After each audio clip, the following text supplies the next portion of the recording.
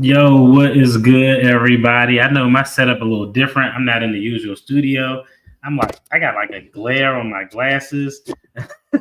hey, I apologize for the setup, but hey, I'm on the move, and this story was something that immediately when it happened, everybody was hitting me up and wanting my take on it. So I said, you know what? Let's go ahead and do it, even though I didn't bring the normal setup. So hopefully you all can hear me well. And this glare is driving me crazy. It's going to happen because I'm sitting directly in front of this laptop. But hopefully you all can hear me well. And we're going to talk a little bit about the brawl for it all. The brawl for it all. I don't know if you all remember, but maybe about I don't know, it was some months ago. I remember doing a live stream and we had a discussion about how long do we think it's going to take before all out chaos fist fight happened. And lo and behold, I just think it was inevitable. I think there's a lot of frustration. There's a lot of frustration. There's a lot of people angry. There are a lot of people who feel as if their concerns aren't being heard. And when you have that, essentially the situation is going to come to a boil, so to speak. Hey, I appreciate you tuning in, sis. Thank you as always. And a big shout out for you for dropping the first comment of the day. So a round of applause to you. But we're going to go through the video and we're going to take this from a few interesting perspectives. I think we generally know what happened, but we're going to take a look at some video. We're going to talk a little bit about what charges may or may not come from this, from a prosecutorial perspective and a defense perspective. And then after we watch the brawl for it all, we're going to pivot because I want to pivot and watch. We're going to pivot. So our first video is going to come from my guy Hannibal is Hungry. Shout out to him. Great content creator. He had the best video I saw that provided the most angles. So I think we're going to use the first video from Hannibal is Hungry. The second video, we're going over to Jay's channel. Y'all make sure to go check out him, investigate and advocate. Because after this happened, he essentially went live, recording himself en route to the police station, trying to press charges. I want to touch a little bit on that. Was it the right thing to do? What police officers generally would do in that situation or in this situation when you have this type of brawl for it all. I will tell you though, everything is different when it comes to Illinois. When we're in Illinois, things act different. People don't do their job because of who they work for, who have power. That happens all over, but I feel like it's really egregious in Illinois. Okay, so that's going to be kind of the content that the context that we lay it out. As always, I'm Marcus, attorney reactions. Hey, not legal or financial advice, none of that, just infotainment purposes. If you get some value out of this video, I definitely invite you all to like, share, subscribe, comment, and let's go ahead and jump into it. Let's see. With this setup, I'm trying to see what is the best presentation. Probably the best presentation is when my face is the smallest. So we're going to start at the 1 hour, 40-minute mark when the video by Hannibal is Hungry. If you aren't subscribed to him and you're interested in this topic, make sure you go check out his channel. Let me see. Are they supposed to take the report anyway? There are a few approaches. Generally, you see nobody gets charged with anything. Everybody gets charged with something, or an alternative. Normally, the first person who gets down to the precinct to file the charges is the person. Like literally, I can remember as a defense attorney, if I had a situation where assault occurred, I'd be like, yo, if anything happened, I don't want nothing to happen, but if anything happens, hey, time is of the essence. The person who gets down there first generally is in an advantageous position. But we're borrowing this from Hannibal is Hungry, so we're going to watch it. I'm going to just generally let it play through, take occasional pauses to just give some commentary. But I think he provided the best angles to everything that we have. And hopefully this network, I'm on this Wi-Fi in this hotel that I'm at. So hopefully y'all can hear me and it's not too choppy. So let's go ahead, jump into the video. I'm going to tell you how to vote. This is public comment. Make your comment. The point is,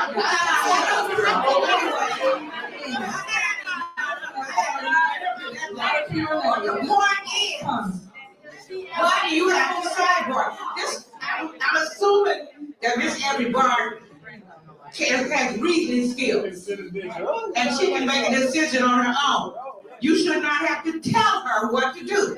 If you have to tell her what to do, and she can't think of reasoning off herself, she needs to step down to that position. But we know that's going to be wiped out soon. Yeah. She needs to be sued for elderly abuse. Person is Jedediah.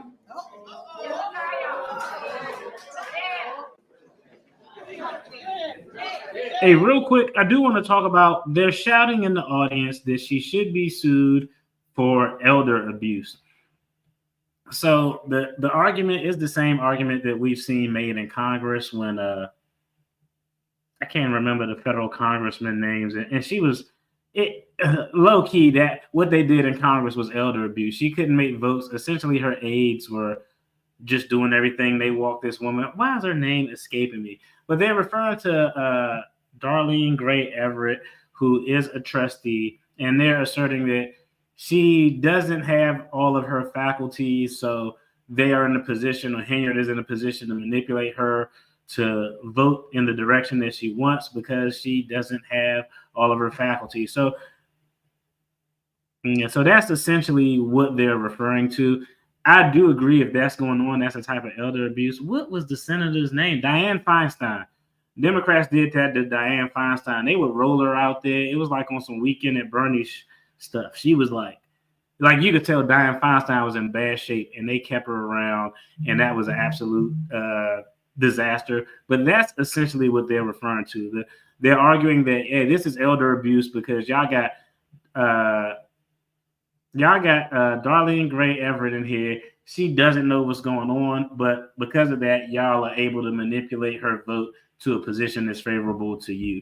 And I mean, as someone who actually prosecuted a lot and investigated a lot of elder abuse cases, or I guess abuse of vulnerable adults, it's not an uncommon thing to see someone who doesn't have all their faculties, someone takes over. Normally, you'll see it as a financial crime. Oh man, my great Meemaw, she don't know what's going on, but I'm just like, hey, sign here while I go out and buy this Bentley, Grandma, and I'm just burning through Grandma's money. But that's what they're referring to. All right, let's go ahead and jump back in to the videos.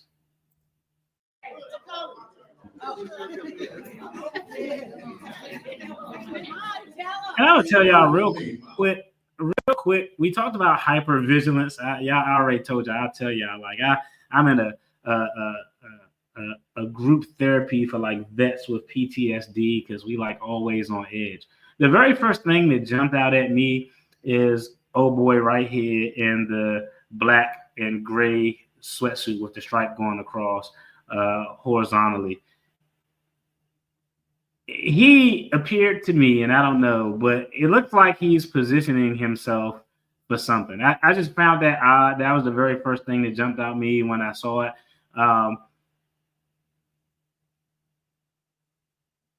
I am very cognizant of my surroundings, probably to a point where like I would probably freak most of you all out. But I found it interesting. As soon as Jedediah got up there, this gentleman kind of got himself in position. So I don't know if that was, I'm not sure. You all let me know in the chat, co-counsel. I don't know if that's his boy or what's going on there, but the placement would have just gave me cause to pause. Why are you walking up while I'm sitting here about to talk? It would have, I'd have been looking over my shoulder. The other thing that I noticed is, I say this all the time, like, yo, no offense to the Croc Corporation slides. If y'all want to give me a sponsorship, hey, shout out to y'all. But like me, it drives me crazy. Like my daughter likes to wear Crocs to school. And I'm like, yo, why are you wearing Crocs to school? What if somebody get at you? How you going to be able to, stand your ground with those things? Like, that's kind of like, I think the other thing, I think Jay had on like slides or Yeezys or Crocs or something. Like, yo, if I'm going to an environment where I know it could potentially be hostile, I'm going to be laced up, shoe game going to be strong because I need some stability. The last thing I need to do is be sliding around with my Crocs and sports mode. That's just kind of me. Okay, you think that's Jed's guy? That's what I was thinking. I was like, because Jed didn't seem too shocked by it, but I do see he's like kind of positioning himself. That says Miss Gray seems to be confused. She hasn't spoken yet. Wendy Williams' son is abusing her. I agree. That is actually terrible when that type of stuff happens. He walked down there when Jed went to the mic. They're friends. Okay, cool. All right, cool. So, all right, I'm probably all right. My radar's going down if that's my guy. If that's my guy going back there. So, all right, I appreciate y'all for cleaning that up. That's Jed's guy. Salute. Oh, okay. That's fair. That's smart. Okay. Is he paid? Are we confirming that? Is he's like legitly his security? Because if he's legit Jed's security, that's a whole nother legal cans of worms. That's a whole nother respondeat superior if that's an employer-employee thing. Let's see.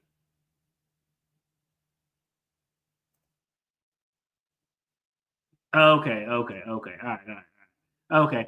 If he's legit his paid security though, that'll be a completely different situation. We'll talk about that. All right, let's go and get through this video because it's kind of long. My bad for flapping my gums. Let's get it.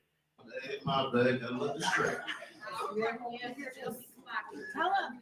All right, so man, there's so much. I didn't want to say nothing, but I really been like how you disrespected the newly elected trustee.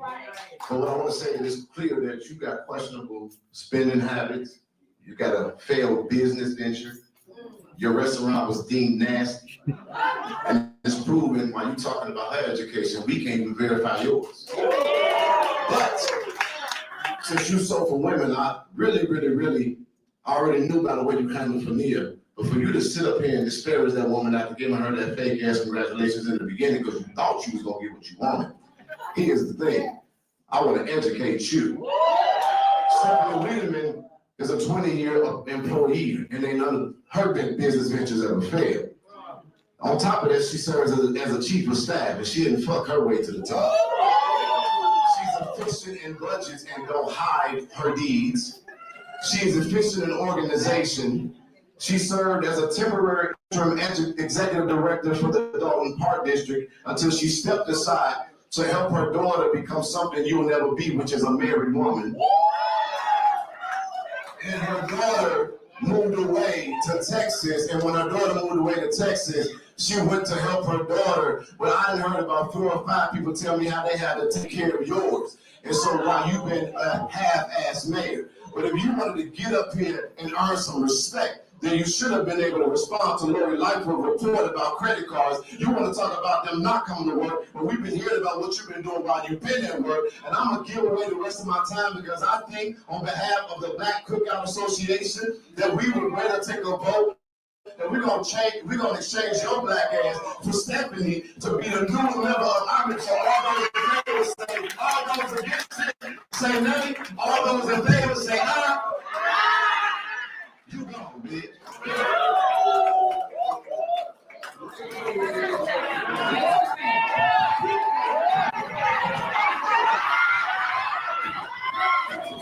All right, so right there we let's take a pause real quick because one of the first questions that somebody sent me via email was, would his statements or would his comments be something that's either A, considered threatening, or an alternative, would it be considered speech that would incite riot? You know, everybody has free speech at public forums, but speech that can incite a riot is not a protected form of speech. Just on that, I don't think that either threshold is made. I don't think a threat was made in any way. I think it was a lot of funny things said, talking about her education. I think it was some things that were said that were passionate. I think it was some things, how can I put this? Like, I generally think Jed argues on the right side of arguments with regard to this situation. And, you know, this isn't a knock on him. And if he hears this, I'm just trying to give him some advice. Passion and zealous representation can be viewed as ignorance and aggressive if you can't keep a lid on it, okay? So I say that to say that how you moved on this situation, people are going to purposely do things to incite a reaction out of him. And so he has to be very strategic with how he moved and make sure that his passion remains as passion and it doesn't cross that line. There's a thin line between passion and aggression. You know what I mean? It's a very thin line. It's like, this is never mind. I was about to say something ignorant. Passion, dope. Aggression, dope. But it's a very thin line. So you just be cautious of how you move and walk that line. And I did see a few videos where I think Jed in his video, he said something to the effect of that Kamal said he was greenlit or something like that. And yeah, like if you say you greenlit is just a term that people look like, yo, I got people out there hunting. That's just a term that's often used in prison and in streets and stuff like that. So there was likely something said because I've seen that coming from multiple sources. Let me see. Okay, so the guy is Tiffany's ex. He worked for Thornton, got fired after it came out that he was I remember that guy. I remember that story. All right, so right now, he turned around where we are. He said, hey, you gone, bitch. And he turns around and is reacting to something that was said. We don't know what it is. I haven't got any real confirmation. I heard a few different things, but he's the one who's approaching. Now, I'm just going to tell you from a general standpoint, in that environment, two things. One, if I were looking at this, I'm looking at this from a Monday morning quarterback after it was already done. I don't give a damn what somebody say. People can say whatever they want. I probably wouldn't have turned around to backtrack because, you know, once you turn around to approach them, it's going to go bad. That's just coming from looking at this on Jedediah's actions. I would probably have left it alone because I just don't give a damn about what somebody could say. Like, hey, if you want to go, you could do all the lip service. Nobody going to shut me up unless you want to physically come over here and do it. It is what it is. But I probably wouldn't approach.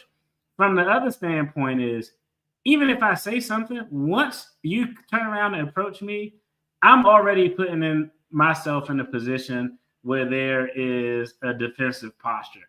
Now, a lot of people think this, if I'm standing there and I got my hands out like that, like that's like you saying, like, hold up, I don't want no smoke. But if you're actually, this is actually a defensive used in jiu-jitsu and various other forms of combat because your hands are out up in front of your face to block something. You can grab something. But once you approach me in that setting, I'm going to tell you right now, I'm already going to be on edge. And if you approach me like, hey, I'm shocked that Kamal didn't swing as he approached because I think that would have been a normal reaction for most people, considering there was already tension. And I'm going to just be honest, had he swung, you don't technically have to wait for someone to swing on you before you can retaliate. That's like saying, man, somebody pulled the gun out on me, but I had to wait till he shoot before I could return fire. No, like, yo, was there a reasonable apprehension? Would an objective person look and say that you were in fear of severe injury or bodily harm? Given the background, the facts, I think he probably would have been good had a swing occurred. But let's go ahead and finish watching the video. Sorry for flapping my gums. I'm trying to let this play, but if I let it play too much, I'm going to forget some points.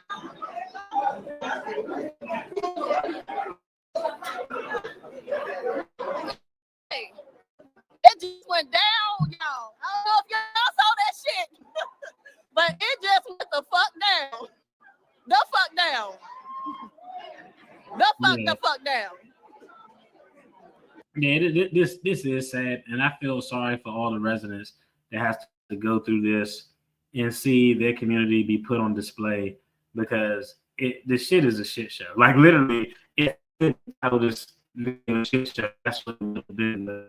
It's ridiculous. We have minorities. It's just across the board. That's how you do a meeting. If this ain't the best meeting, I don't know what the fuck is. Hood bookers, man. Jesus Christ.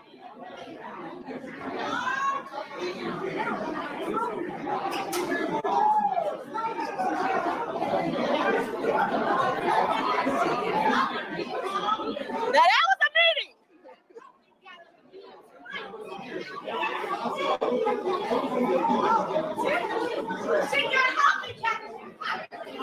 She started fighting.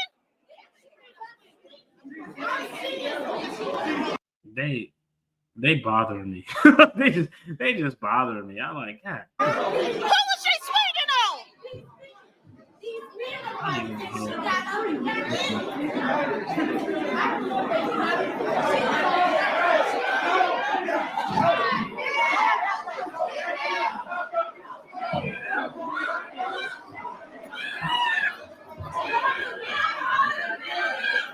Let me take my crippled ass over here. I ain't about to be part of this drama. That's the first.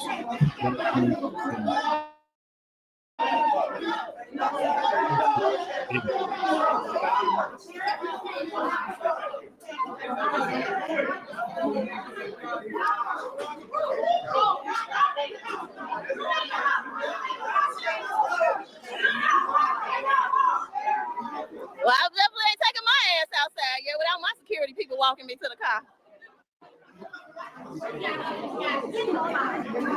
So they said Tiffany started fighting with her guy. Oh my God. I hope somebody else got a better view. I fucking missed it. Huh? I knew it was gonna happen. But you okay? You good? Meeting over. Oh, no problem. Meeting over. You okay? The baby okay? I saw you was close to there too. My baby needs a friend. I don't know what he's at. Your son, he was like 12, ain't he? He's 10. Oh, that's what I'm saying. He was younger. Oh, there he go. Okay. You okay, baby? Don't cry. Did they hit you? There's kids there. Real quick before we keep going, hey, I always got to give a round of applause and a big shout out to people who come official co-counsel to the channel. And y'all, official co-counsel to the channel, y'all gonna be in for a treat because since I'm out of pocket, y'all can see I'm not in the studio. I'm gonna, I got a lot of good pre-recorded videos that I'm gonna put out, maybe 3 or 4 that are gonna be very interesting. So, remember appreciate you for joining, becoming a supporter of the channel. I'm very grateful. I'm grateful for all y'all, and I'm grateful for those who go above and beyond. Let's go ahead and jump back into the video because I want to get to a much better angle so we can talk about who's the aggressor, how I would charge this if I was looking at a video. We all agree universally that this is some bullshit. It's a child there. Yeah, this is ridiculous. People need to be ashamed of themselves. Does any of this make sense to you guys? Does any of what you just saw made any sense? This is crazy. I don't know. I don't have anything to say. I don't have anything to say. Fucking insane. Tiffany jumped in the fight. Wow. I hope somebody tagged her ass.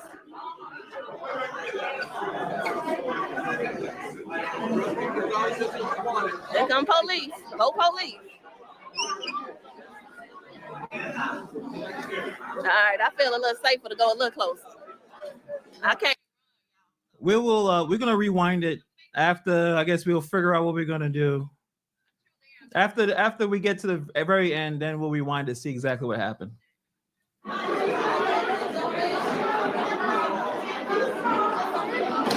This is some shit. Sorry. Oh my God. Thank you. Do y'all think it was out of place for him to refer to her as the B word? Let me know in the comments. I see some people give me a yes or a no in the comments. Generally, okay. I think I told this story on the channel before, but I remember one point I was really, I was still in my 20s. My son was young. I don't even think my daughter was born yet.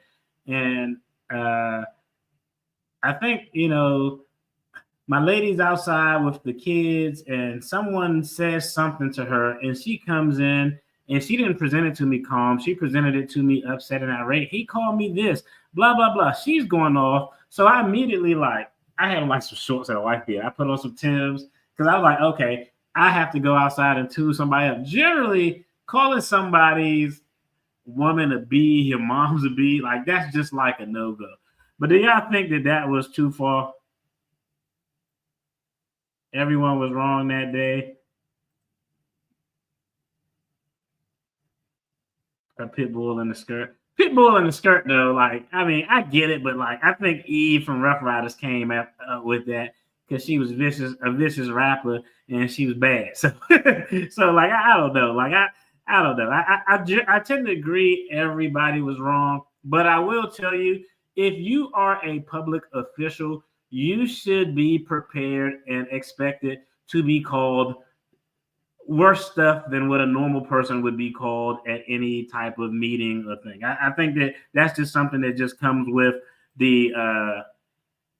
that's something that comes with the territory. As a public official, if Steph Curry is playing like trash and I always laugh when NBA players play like trash and they walk to the locker room and somebody be like, Russell Westbrook, you ass, and he try to come through and fight. I'd be like, come on through and fight, bro.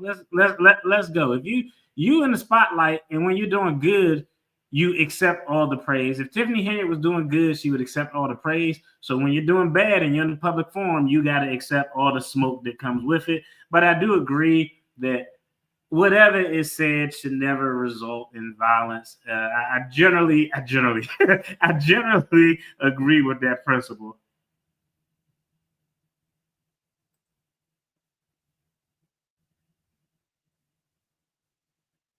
I think that was fair. I agree. You know how many people call our current president all types of things? That's just, if you're in the public forum, people are going to talk about you, and you should have a little bit thicker skin not to react to it. Not saying that it was appropriate for him to say. I probably wouldn't have said it because I think he got his point across without saying it. But certain things. Then the other thing is, if you say something, you can't, if I call a random woman I'm interacting with at the bar a B, and unbeknownst to me, some guy hits me from behind and sleeps me. If you say something, you can't control how people are going to react. So when you say something that could be considered out of pocket, you should be ready and prepared for whatever reaction that is likely going to happen.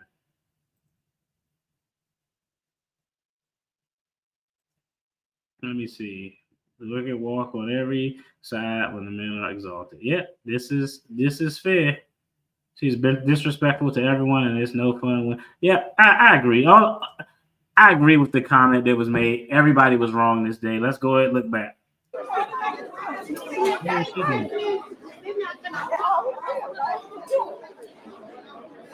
I'm gonna fast forward a little bit because I want to get to the other angle. I want to get to the other angle. All right, let's slow it down. Hold on a second. Okay, so we're am I even? Okay, cool. So we're going to go from this angle. I guess Jed does his thing, and then someone says something, right? So let's just watch it. That happened a few minutes ago.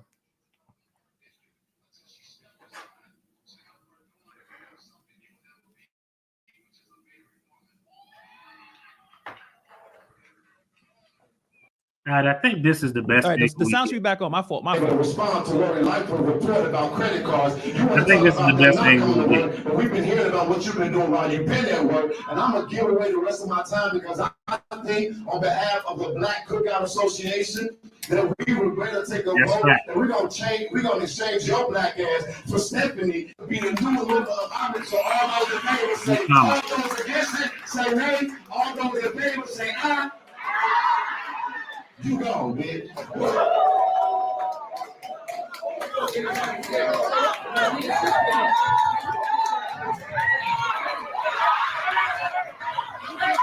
All right, so tracksuit guy is clearly the guy who initiated he initiated everything. Just from that clip right there, I think that's the best angle. Damn, I wish that pole wasn't in the way. But I think just from that angle right there, let me see if we could back up just a little bit. We would better take a vote, and we're gonna exchange your black ass for Stephanie to be the new member of Congress. So all those in favor say, all those against it, say nay. All those in favor say aye. You go, bitch.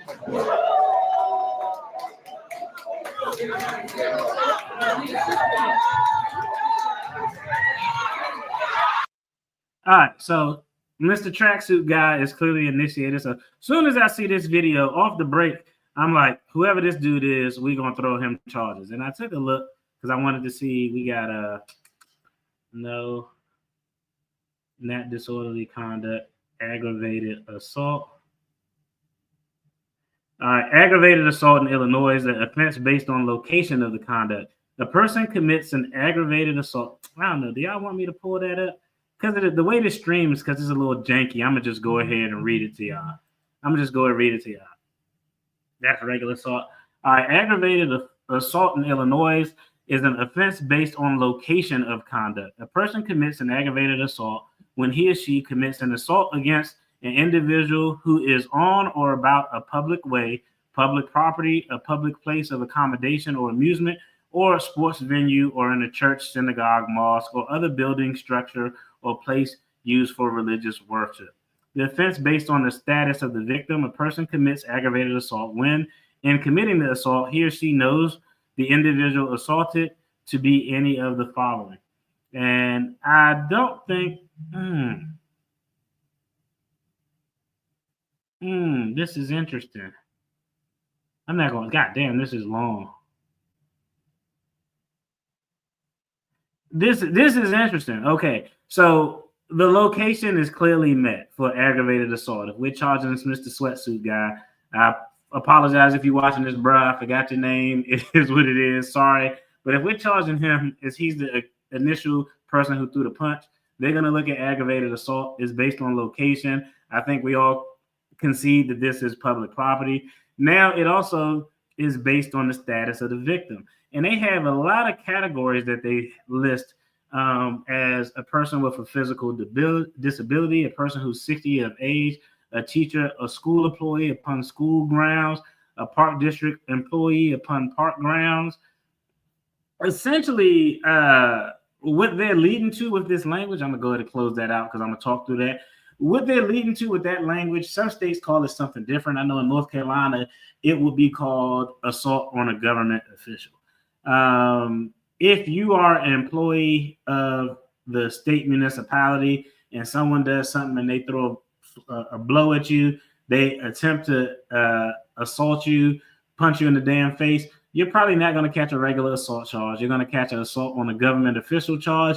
Now, with some jurisdictions, and so I think that's where they're going with the language. There's like a park district employee. They name out all of these different employees.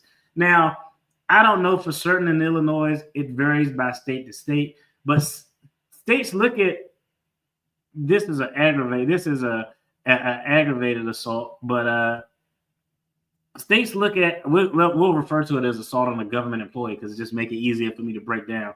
Assault on a government employee, states look at it as one of two ways, right?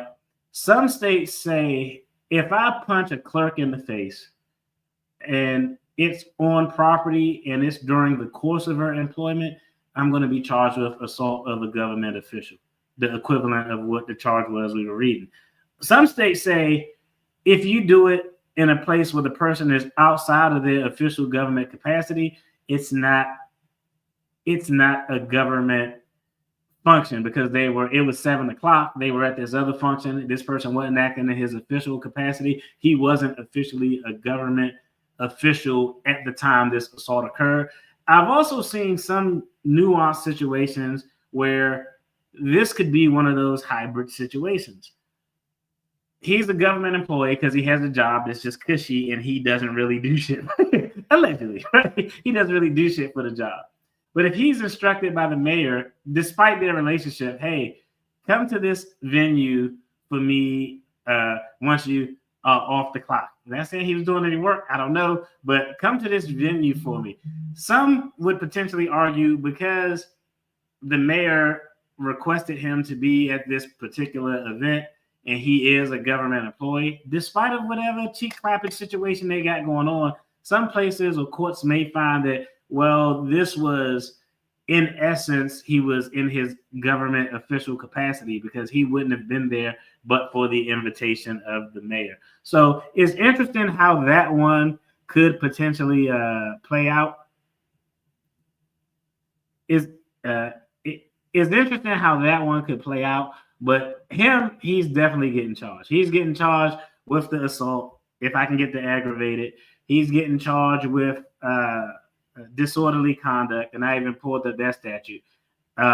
Let's go and watch the rest of the video. Then I'm gonna tell you what we're gonna hit everybody with, and then we're gonna pivot to Jed's video when he's talking about what's going on and what was good about what he did when he went down to the precinct, and what was probably not the best thing.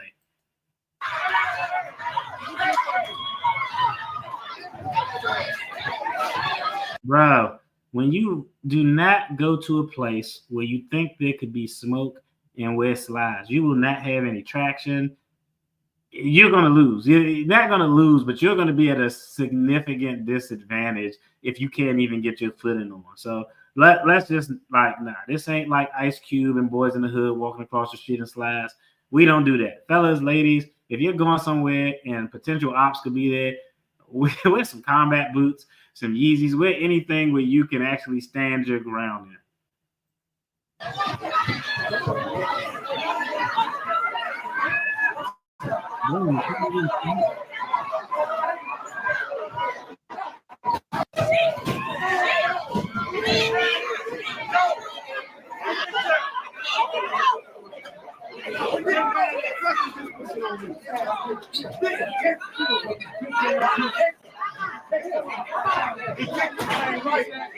That ain't right. Now, women, go out. That ain't right.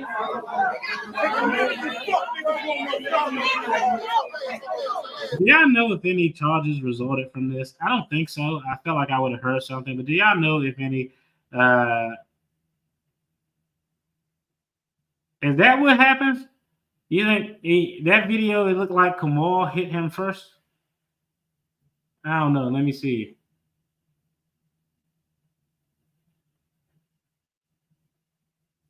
Let me see.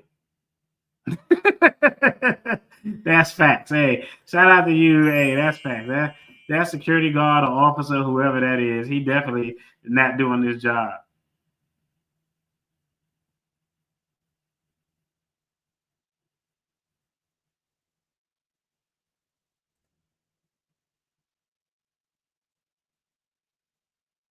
Yeah, you can't fight in skinny jeans either. If you can't get a strong base by spreading your legs a sufficient distance apart because you got on some jeggings, that's probably not. That's jeggings and slides. That's two things you don't want to do if it's ops there. Just for future reference for everybody. Now I will tell you. I know somebody earlier said that old boy is paid security for Jed. If in fact that's the case, and I don't know, and we're going to watch a few other angles to see if from that angle, it looks like old boy threw the first punch to me. What I saw was, hey, Jed approached, Kamal had his hands up like this. This position is either I'm protecting myself or I'm shook. I don't know which one he was feeling at the time he did it. That guy looked like he threw the first punch. If in fact it's proven that there is any form of payment or agreement that hey, when I go to these events, I slide you some cash so you can look out for me, that could be a very big deal, because if that's the case, let's say that how I interpret that first view of the video, this dude was the initial attacker and he punched somebody and fucked their stuff up, like just split all of their fronts. Jed could have some liability because he would essentially be the employer for that individual, and employers are liable for the acts of their employees when they're acting within the scope of their job. So we see that often with celebrities, security guards, all of that stuff. Let's see. We trying to get to the bottom of it. We trying to get to the bottom of it.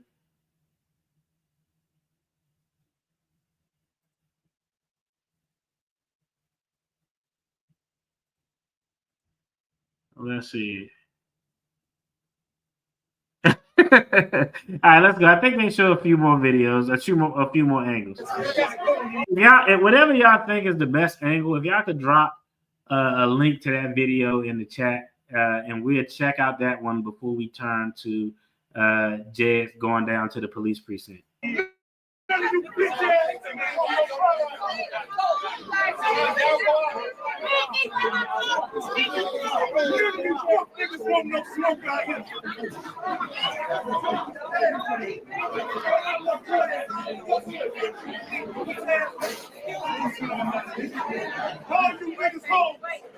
All you niggas home.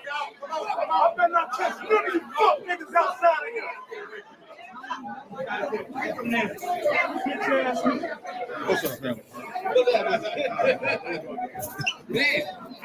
Can I ask, like dude look like he got some size on him. He looked like he probably about 6'3", maybe. He looked like a relatively big guy. Jed looks like he looked like he kind of small. I don't know. I'm just trying to say I couldn't really tell.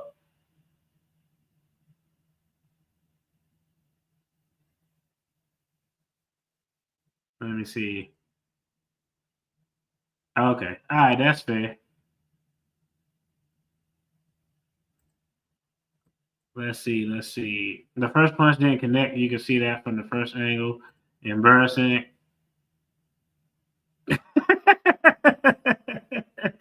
Hey, shout out to Keith Price for you got to know how to pick your battles, man. It's a funny comment. Shout out to the food pantry guy. Hey, man, everybody don't want smoke. Everybody ain't built for smoke, and some people just wisely choose to stay out of third-party situations. I'm not gonna hold that against them. I want to watch that one more time. I'm gonna watch that one more time. Because the problem is this pole is blocking me, so I can't see exactly what happens at the end. Let's try to say it one more time. Right at the end there. Okay. That we would rather take a vote, that we're gonna exchange your black ass for Stephanie to be the new member of Congress. So all those in favor say, all those against it say nay, all those in favor say aye. You go, bitch.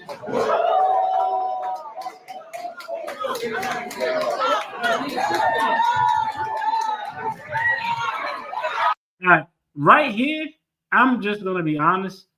Right here, everybody at this point right here, everybody behind this little pole, with the exception of Jed at this point, have equal arguments on both sides. Because I understand both sides of the argument. If I'm saying Sweatsuit is the aggressor, I think that everybody is in such close proximity here where a reasonable person would be in apprehension of some type of physical assault or severe bodily harm. So even if I pin this guy as, let's say I watched this and from the first angle I saw, I can't tell what's going on with the goons in the back and behind this pole. We're going to try to figure that out. But even if this guy was the aggressor, I think he does have a valid, at this point, I don't know what's going on. There's clearly tension here. I'm in reasonable apprehension. He had his hands up. If I'm his attorney, if I'm this brother's defense attorney, because a prosecutor might look at this and say, hey, it looks like he visibly threw the first punch from what we can see. I think he'll have a valid argument. And the argument would be like, hey, this guy had his hands up. I don't know if he was grabbing me. I don't know what was going on. It all depends on what you say and how you say it. And it also depends on your reaction after, because how he reacted after, has, and I know y'all thinking like, oh man, he's hyped up at this point, but how he reacted after, like y'all don't want no smoke, woo woo, you know, whatever it is, whatever it is, how he reacted after could have an implication on was he the aggressor or was he acting in a reasonable manner to defend himself.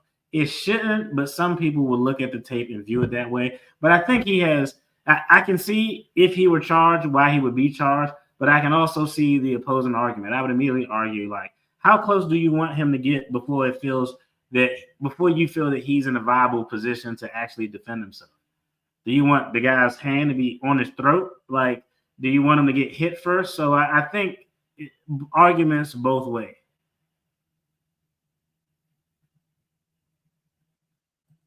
Let me see.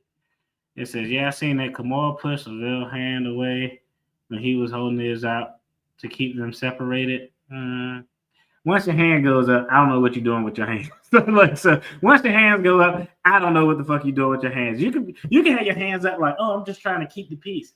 I don't know. You can have your hands up trying to grab me around my damn throat. So I think that everybody in here has a potential argument. And if everybody were to get charged with, like, I'm charging everybody with assault, there's actually a way that could potentially, I don't know. That's actually a way that it could potentially go away. We'll talk about it. Maybe not be as strong with this video, but we'll address it. And that, hey, shout out to you. I think that's a fair point. I mean, like, that's a, and some states have that specific law. Like, bro, it's mutual combat. You call somebody this, it escalated, it's mutual combat. Like, you know, if you get your muffin top knocked off or something like that, hey, it is what it is. So I agree. Let me see. Police officer, security guard grabs the devil back.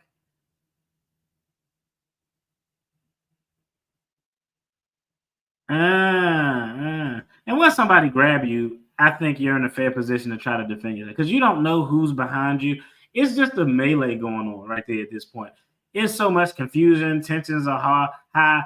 Most people aren't used to being in extremely stressful situations like this. So, I mean, I think everybody has a charge they could get and a viable defense they could get, because how close is too close before I can defend myself from getting my ass whipped is going to be the point.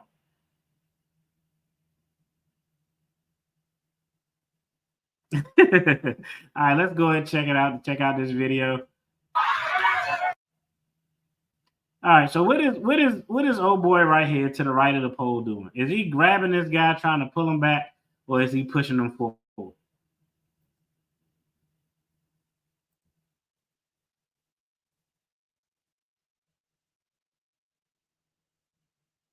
Nobody. I tell you why. Nobody's gonna mess with this one. But I'm not sure. Like, I don't know. Like, and we'll see if, like I said, if it's a better angle, drop the link in the chat and we'll look at it. But I don't know. From this angle, I can't tell if I can't tell if Kamal is being grabbed to be pulled back, if he's being pushed. Man, that's hard.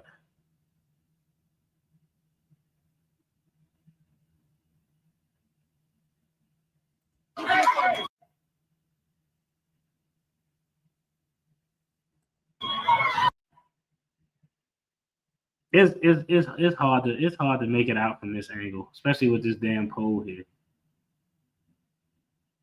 I don't know what this cop is doing.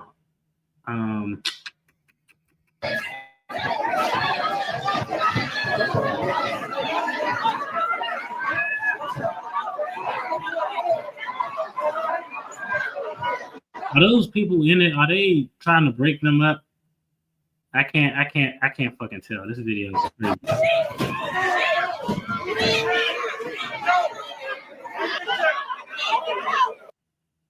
And I want to know what caused everybody to scatter like that.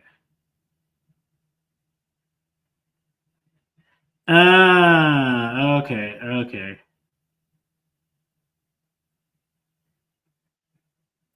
Let me see. Okay. pulling him back, and then he attacks the TV. Okay, Patricia, you had a link. The Lansing Journal, she lies a lot. Watch her video, and she said that I threatened Tiffany and started the fight. I don't think it was a threat there. I had a charger. I don't think it was a threat there. And real quick, since we, I don't think there was a threat there. And communicating a threat is different in every state. I've been in practice in some states where if I communicate a threat to you, if I was like, yo, I'm about to whip your ass, right? I communicate a threat to you, I'm guilty of communicating a threat. Whether you were scared of me or not, whether you were like you could be 6'4" and I'm 5'7". Let's say I'm 5'7", you 6'4", and I'm like, yo, I'm about to beat you a bit. Like I'm just going off. Realistically, I probably couldn't beat you if you're 6'4" and I'm 5'7". It's weight classes for a reason. But the fact that I communicated that threat, whether it was possible to do or not, you could be charged and convicted with communicating a threat. But some jurisdictions are weird. Like a threat has to be communicated and the person has to actually have some reasonable fear that you could carry out that threat. So if somebody told me like, yo, D, I'm gonna whoop your ass. And I'm like, bro, whatever, man. It's like, hey, as long as you stay over there, it's all good. If I'm not scared of it, because I'm like, I'm not shook by this dude. They can't charge him with communicating a threat because I just don't feel threatened. So even if he did make a threat, let's say he did make a threat, like he was like, and yeah, you out of here. If not, I'm gonna whoop your ass, right? Let's say he, well, that wouldn't be a threat because there's a condition, if not. But let's say he made a threat, like, yo, I'm gonna punch you in your face, right? He makes a threat as a hypothetical. Once the melee ensues, if Illinois is a jurisdiction where you just make a threat, he would be screwed. But if Illinois is a jurisdiction where she would have to be in reasonable belief that the threat could be carried out and she's afraid of it, that argument would go out the window. Because if she was scared, if he did make a threat and she was truly scared, she would not have, I don't know if she jumped over the desk or under the desk, but she would not have ran towards the melee. I think most people would have been like, nah, well, if you were so scared that he could execute the threat, why the hell did you run up on him? You clearly wasn't in fear. You was like, you know what? I'm going to jump in because I either think I can hold my own or whatever it is. So just know that some jurisdictions vary with that. He's pretending to hold him back. Yeah, I remember those things. Like, you hold me back. And you're like, hey, stand right here. Don't move. Bruce Leroy. Let's see. The security guard pushed Jed into the melee. And once he's pushed into the melee, I don't think that he was the aggressor here. Other persons may have been, but from what I see, I don't think that he was aggressor. I don't think that he made a threat. I don't think whatever the hell he called Tiffany Henyard rose to a level to warrant some type of physical contact because she's a public official. And if you don't want the smoke, don't do stupid shit and don't be a public official. Don't be in the public limelight.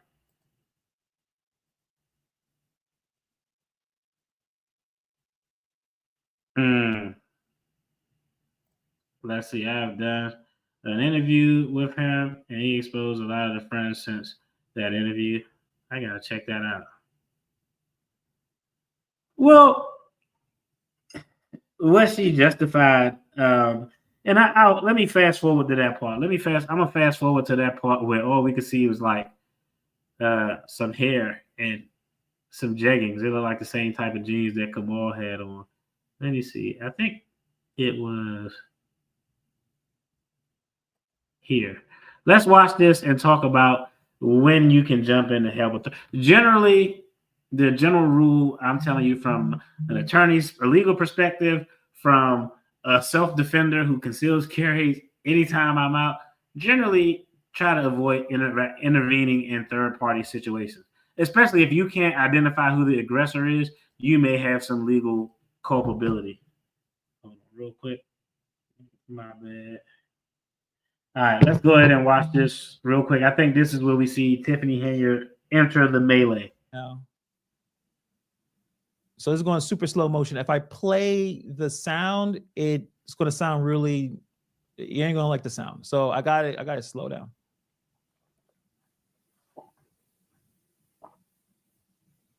That's taking forever. Hurry up. Wait. Okay. There you go. They get into the fight. And then you see Tiffany right here. That's Tiffany right there.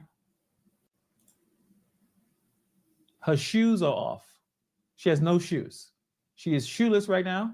And she's in the thick of it. She ran faster than I've ever seen. She ran in for her guy. And she's in the thick of it. I don't know if she's throwing much punches. All right. And it's just a brawl. Everyone's throwing punches. I think someone moved her away. And as we see the chaos here. Oh, security dude's on the ground. And then you see Krigley jumping on top of the Krigley. What are you doing? Krigley, what's happening? You jumped in to fight. Why are you on the table? Do it back in the TV. Let me ask y'all, because I wanted to look at this comment real quick. Kamal started when he pushed Lavelle. It was all planned, just like the meeting with her goons. How close to somebody who may have a reason to beat your ass need to be before you can push them away? I'm just asking. I want to know. Is there a particular distance? Because if you show me any level of aggression, I'm going to just keep it a buck. Once you come within arm reach, I'm probably going to swing on you or try to choke you out or something to that effect. I'm going to go full-blown capital MMA, jiu-jitsu, and I'm a loser. Once you within, this is my safety circle. Don't cross my safety circle. So how close does a person have to be? If I could reach out and physically push you, you remember how back in the day, I'm just asking because I want to know, y'all he started it, he pushed this guy. You remember back in the day when you were kids? I don't know if y'all did this when you were kids, and you'd be like, man, don't touch me if I don't touch you. Don't touch me if I don't touch you. And somebody be close as hell to your face, or y'all sitting there doing a shoulder push. Y'all don't touch me if I don't touch you. Y'all doing a shoulder push. You do that shit as kids. As an adult, if there's tension between you and me, and I think we all will agree that we know these people just don't fucking rock with each other. If we lock them in a goddamn room for 24 hours, somebody's gonna be screwed, right? So how close does a person has to be, in y'all opinion, for you to actually push them? If I could reach out and push you, you're probably too close to me. So, I mean, I don't know. It's just, there are going to be arguments on both sides. Because, oh man, he initiated because he pushed him. If you push somebody, is that an assault? Yes, that's an assault. But on the flip side, his attorney will argue, well, yeah, because, I mean, let's just take a look. These two guys were boys. You see him taking place behind Jed as he was speaking. The reason I pushed him is because he was in close proximity to me. I was in reasonable fear that an assault was going to occur. And my assumptions were validated because when I pushed him away, he was within my space and a punch was thrown. There's just going to be arguments on either side. That could be why nobody decided to do shit about it, why nobody is ultimately going to get charged. Because no matter who you charge or don't charge in this thing, it's going to get a spin that the law enforcement probably does not want. Or you could just resolve that and just charge everybody. Y'all always fighting. I'm charging everybody with assault. I'm charging everybody with no threatening the public official. I'm charging everybody with disorderly conduct. A person commits disorderly conduct when he or she knowingly does any act in such an unreasonable manner as to alarm or disturb another and to provoke a breach of the peace. Yeah, I throw all of them. I throw all of them with that one. You could throw an assault, not an aggravated assault, but you could throw a misdemeanor C level, Class C misdemeanor assault. A person commits an assault when, without lawful authority, he or she knowingly engages in conduct which places another in reasonable apprehension of receiving a battery. A battery is unlawful contact of another in a harmful, offensive manner. A push, a shoulder bump, a punch. All of those things fall within the definition of a battery. But and I've seen judges go both ways with this. I've actually had a case. It was a crazy case. It was like a melee at a school, some shit like this, and it was on camera, and everything was all over the place. You could kind of see shit, but you kind of couldn't see shit. And my client, she wasn't. Hey, shout out to her, but she wasn't the sharpest. I had everything set up for her to just get a dismissal. I was like, bro, you can get this dismissed. Just do like, it was something light shit, like do 10 hours of community service. You don't got a record. They'll dismiss it if you do community service. And she didn't want to do 10 hours of community service. She's like, no, I'm not doing 10 hours. I'm going to trial. I'm like, bro, this could go either way. It could be an argument that you were defending yourself in a melee, but you could get a judge who was like, you know what? All y'all was assaulting each other. So I'm lighting all y'all up. And what happened? The judge, I've had it flip both ways, but the judge in that case was like, nah, everybody punching everybody here. This like it just ended terrible. And then what happened? Of course, after it ended terrible, she was like, hey, you think we can appeal this and just do the community service? And I was like, bro, I told you to take it. That's why I made you sign this paperwork saying you didn't want to take it, because you ain't gonna get me for saying that I didn't tell you that you could have got it dismissed. But it plays out both ways. It depends on the judge. It depends on the jury. In this situation, I don't know. I think y'all let me know. I think if a juror was looking at this, I think they would probably lean on the side of everybody did something.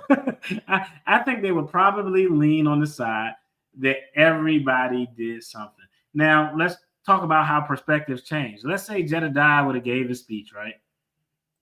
He gives the speech. His speech is same amount of passion, but he removed some of the insults. He take out of the B word. He takes out the stuff about her failed business. Let's say he takes out some of the stuff that wasn't necessarily required for him to get his point across.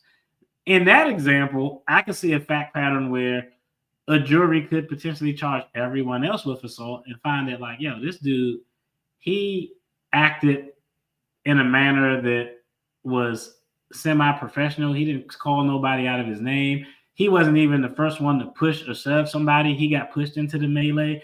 But when people show this video, they aren't going to be watching segments of the video. They're going to watch the entirety of the video. So people are going to make their own judgment call. And how he ended his speech is probably going to be a factor if a juror is looking at it to determine his level of culpability. Should it be? No, it should not be. It should just be like, I don't care if he called her all kinds of bitches and hoes and scallywags and trollops and harlots. Like, no, like it shouldn't be, but that's not how a juror works. A juror, you're not going to be like, we're going to watch this video, forget everything that you saw to get the full context of why the melee happened. They would have to watch that portion, and watching that portion is going to influence how they would view Jed if it was a matter that where everybody was charged and they were like, hey, we found all these guys guilty. Hey, he took out some of that language. Strong possibility they probably would find him that good. Jurors like people, and it may be a little bit different because a jury would be more familiar with the facts, but generally jurors like people who they feel conduct themselves in a manner that makes them worth receiving the benefit of the doubt. I think it would absolutely be nothing on Jed, regardless of what he said personally. But, you know, jurors are a little bit finicky sometimes. Could Tiffany Henyard jump in to help her boyfriend? I wanted to he was trying to get the TV off the wall. Bro was trying to get him some free stuff. Could Tiffany Henyard have jumped in? Should she have jumped in? No, she shouldn't stayed her ass on the opposite side of the table instead of looking like the hood booger and running over there, jumping in to help her boyfriend.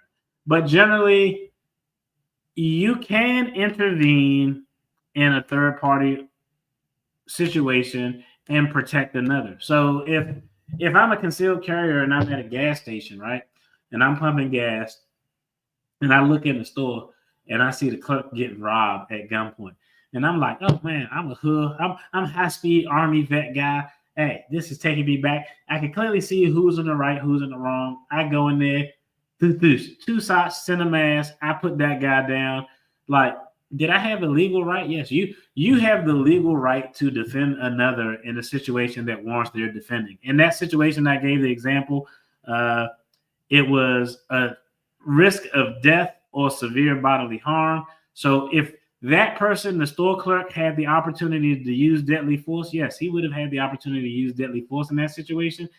Because he had the opportunity to use deadly force, as a third party, I have the opportunity to use deadly force. The problem with that is when you intervene in third party situations, and that situation is easy because we know who the aggressor is. Another example where it could screw you when you intervene. I seen it was a video footage too. I will pull it up, but YouTube would be like, nah, bro, you can't monetize this. But it was a situation where it was some Hispanic friends and family. They were having a party. An argument start. Person A pulls out a firearm. Person B pulls out a firearm. Shoot person A. Person C comes in, sees B shoot A, and shoot person B. He shoots the so two people. Person A pulls out a firearm. Person B gets A. He finds a counter ambush opportunity. He pulls out his firearm, takes care of person A. Person C, third party, comes in, was like, oh, he just shot that guy. He pulls out his gun, shoot person B. Person C ends up in jail because he was unable to ascertain who was the aggressor from the videotape. Person B wasn't the aggressor. He was actually the defender. So generally, that's why I say don't intervene in third-party situations. But yes, if you are out with your, that would be like if I'm out with my woman and she's getting jumped by 2 or 3 other women. Could I reach in there and, grab a couple people and toss them up, give them some wall-to-wall counseling? Yeah, I'm within my right because it's a danger of death or severe bodily harm. So in that situation, you would be warranted. So I don't know at the time what Kamal's position was in the melee. But if I were looking at it objectively, let's say we had a video and if he's on the ground getting stomped out and she jumps over there, intervenes and starts punching somebody, nobody's going to have any issues with that. If it's in reverse, if he's stomping somebody out and she runs over there and she jumps on top of the guy and starts punching him, like, nah, now y'all both have committed an assault. So yes, a third party can intervene when the victim has the right to defend themselves in that manner. That if I have the right to defend myself, but I don't, a third party can assume the right to defend myself and intervene. But I would never recommend. Sometimes the best thing you can do is just be a good observer. Maybe if you want to call law enforcement and be a witness, if that's your thing, do that. But generally, it's bad to intervene in third-party situations because you don't know the context with which caused these facts to occur. A little bit different here. I don't know what Kamal's posture was, but if he was in a position where he was probably getting his ass whipped, I don't think nobody will have an issue with her coming over. But if he's over there, hypothetically stomping out Jed and she comes over and like gives him a high five and they stomp him out together, fuck no. That's both of them assault, aggravated assault is going to be terrible. Let me see.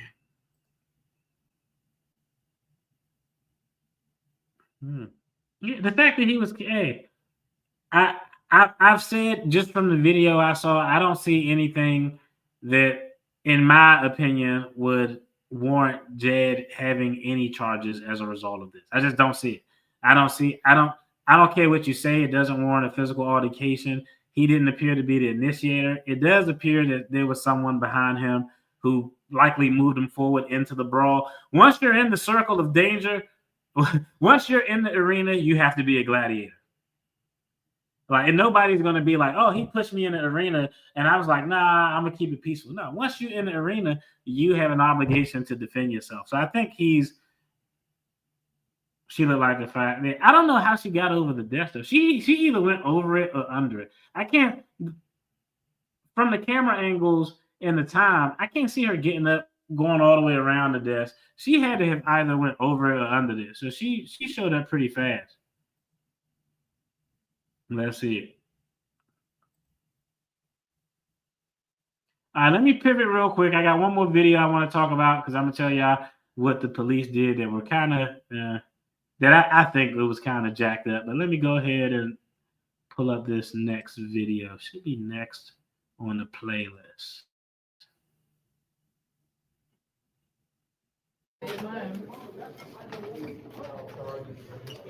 All right, real quick, just so y'all know, a shout out to Jedediah, Investigate and Advocate. This is his content.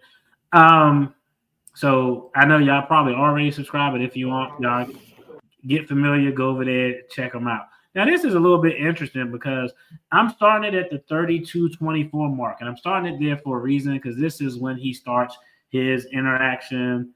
It's not really when he starts his interaction, but this is from what I can, trust me, I didn't look at all 32 minutes. I don't got the bandwidth to do that. But this appears to be when the meat and potatoes of the conversation with law enforcement occurred. But I do want to talk a little bit about what happened before. Shout out to him too. This is a good title. It was like I'm Fine Part 1. I like that. But we at the 32:24 mark. Let's go back there. But I want to go to this beginning because I want to talk about once you pull out a video, right? And Advocate. I want to take a moment. Pause that real quick. Come on, man. This damn hotel internet. I got the circle of death spinning. But once you pull out a video recording, all aspects of that video are going to be looked at. So I say that to say I would have actually preferred if he would have called me afterwards, like, man, some crazy shit happened. Like, yo, what should I do? I would be like, yo, go to the precinct, but whatever you do, don't do a live stream.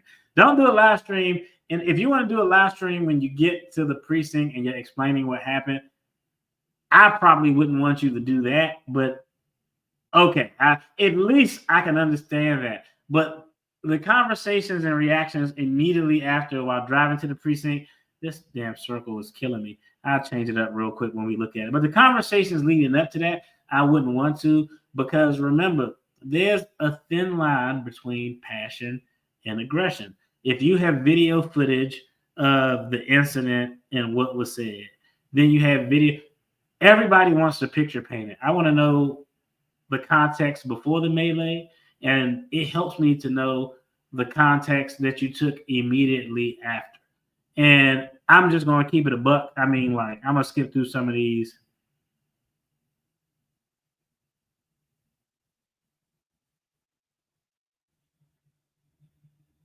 Oh, what? He can't tell what? That's crazy work. Nah, you showed up to my house. that's out of if that's accurate, that's wild. But I'm gonna play a little bit of the beginning, and I'm gonna tell y'all why I'm not a fan of the video in the beginning. Just because this video is essentially, I would argue, and I don't know what the timestamp on this video is, but it appears to be damn near contemporaneously when the events actually occurred. I mean, I would probably want to know how much time lapsed from you leaving that facility to the time you hit record. If 20 minutes lapsed, I think it's bad either way. If like 2 minutes lapsed, I think this video is extremely probative and impactful on the events that happened. If 20 minutes lapsed, but it would still give me some concerns. Hopefully this circle of death go away when I hit play. To give a shout out to our resources, advocating, organizing, our investigator, our watchers and supporters on both Facebook and YouTube alike. Don't get it twisted. The tooth that's missing out of my mouth was already missing out of my mouth, and I'm glad that I've been telling y'all about it. Hey, shout out to him and having candor and being truthful, because that's the same thing I thought. I saw the video. Hey, shout out to him. Shout out to Jay. I was like, damn, I knew he was doing the ground and in the slides, and he fell like, fuck.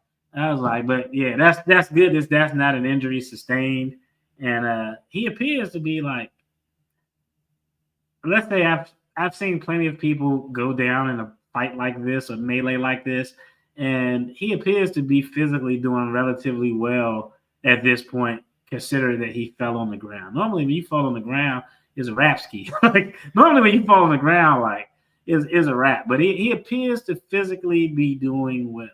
That would be point number one. Point number one, I would say, is if you did sustain injuries, doing this video could be damaging to your claim for potential injuries, because hey, like, yo, nah, that tooth been there, been missing. I already told y'all about that. He appears to be physically okay. Like when you have a fight, like I don't know if y'all ever had a fight when y'all like old.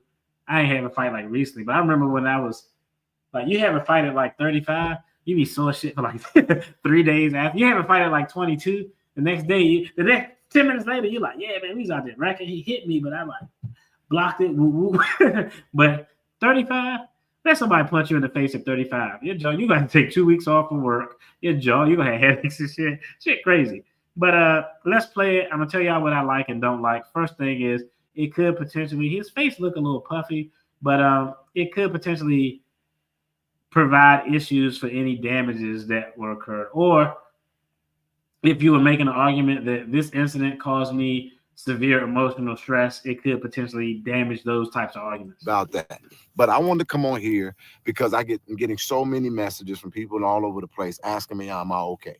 So I want you all to know that I'm okay, but it is a protocol of those who are in charge of my safety that want.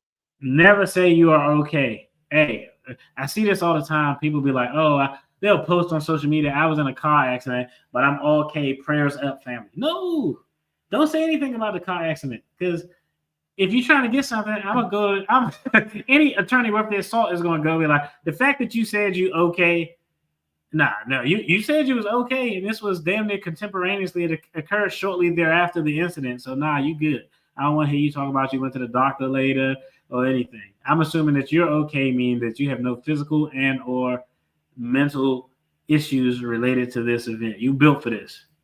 So that's one reason why I don't like it. Whenever there's an issue like this, that we do not do anything until we assess the situation and determine the best move forward. Beautiful. Right now, what he's saying outside of that I'm okay part is beautiful. He's talking very calm. He's saying like, yo, we aren't going to do anything until we assess the situation and determine the best cause of action. So far, so good. But when you're passionate, angry, frustrated, the 0 to 100 happens real quick. Let's see when we can identify when this tone takes a turn that I think does more harm than good. I want to be very clear here. I did not go into that meeting intending to attack anybody. Great. But you all have already been clear about who I am. Great. And today I think that I've made that clear. I'm going to stand against injustice by any means necessary. I'm not necessarily opposed to that. I don't know. That scowl when he said any means necessary, but generally, I don't think that's that big of a deal. But I think, to me, we were at the 32-second mark. Now, watch the transformation from calm, articulate to passion spilling over where it could be viewed as aggression. And again, this isn't something to prove that he did or do anything, but this video could come in as evidence if he were charged with something, because it would depend on how much time lapsed between the instance in this video. But this video gives us the best information of his state of mind at the time or shortly thereafter it happened. I'm not going to be sitting up on here boxing with anybody who has an opinion, because you have not been in my shoes or alongside this fight with these residents over the I think so far so good last 8-9 months. But what I did tell y'all is that my 65 or 86, my notice was disrespected. My 160. Hey, can y'all let me know? I don't. What the hell was he talking about? Let's scroll to the bottom. I know there's a lot of people in here, and I'm trying to check it out. I'm gonna scroll to the bottom. What the hell is he talking about? His notice. He talked about his notice was missed or disrespected. I'm missing something in the story. Yeah. I don't know. Can somebody tell me what is his notice or deadline that was missed? What the hell is he talking about right there? 8-hour notice was disrespected. And for everybody who now had it twisted, get it untwisted. I don't play about my notices. I don't know when I'm coming. I don't know how I'm coming, but you better believe one thing for damn sure. I'm going to come. Whoa, pause. Whoa, okay. All right. What was his notice? Can somebody? Oh, okay. Thank. He wanted an apology. Okay.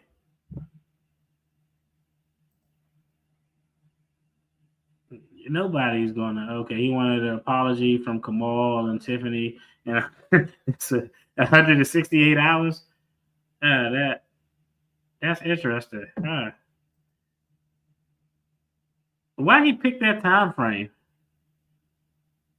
Was it a specific reason?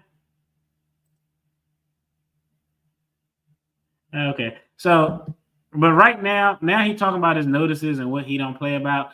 Now I think it's taking the pivot from okay, I see the advocate in you to now I'm like, bro, like it's it's kind of giving some vibes where if an objective juror is looking at this in light of how he presented and what he said at the meeting, these are the type of things, the little things that you do are the things that could sway a jury and make all the difference between them saying no, you actually defended yourself, or no, like no, you were with the shits too, and we can tell because afterwards you got online and talk shit for a long time. Is how some people may take it. And I'm gonna make it clear: you can discount me, you can overlook me, and you can feel whatever the hell.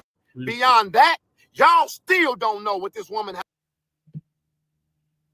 Again, only thing I say, I think generally he's on the right side of arguments, but bro, you gotta look like you gotta know when to put a lid on it and when to take it off. Like sometimes you put a lid on, it'll boil over, then you gotta take it off and let it breathe a little bit. Like if you can't find that balance, people are going to associate your advocacy and your passion for someone who's just in the mix and looking to incite things. Like that's just I've seen it.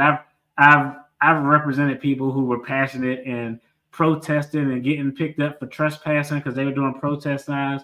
There's a thin line between advocacy, passion, and there's a gray line, and you got to walk it. You got to be strategic, and you can see a demeanor change here.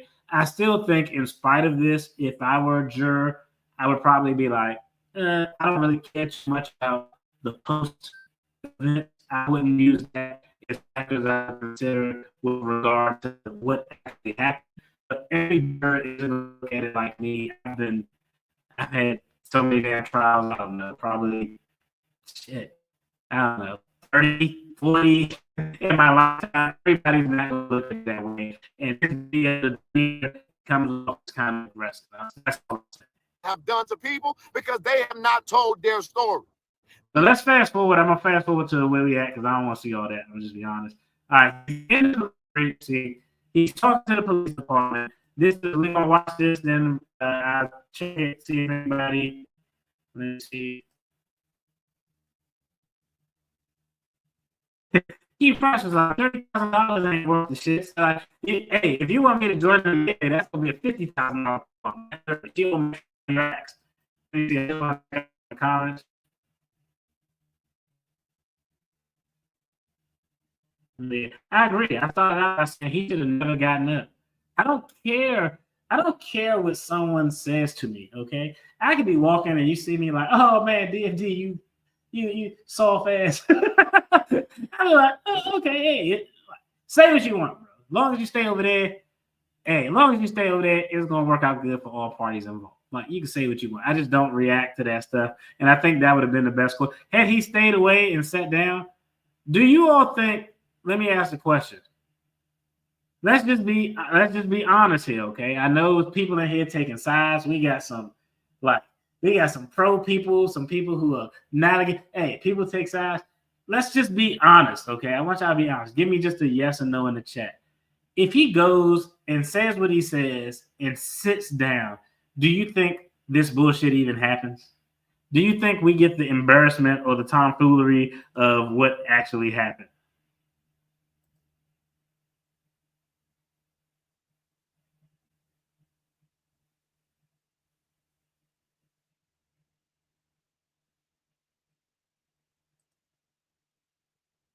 Let's see. I'm just checking out. What the hell? Is that true? Damn. That's crazy.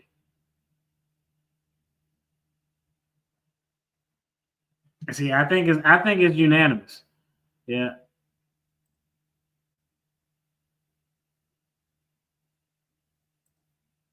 No, hell nah, nope, hell nah. Okay, we got one yes. Yes, they were ran for a fight. I don't know. I'm gonna just be honest.